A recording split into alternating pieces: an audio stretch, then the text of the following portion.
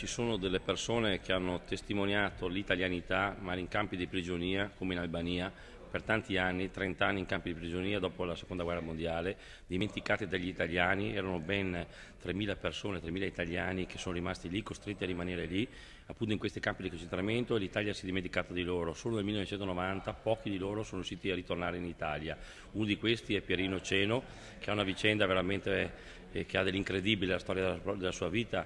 e proprio da queste persone vengono messaggi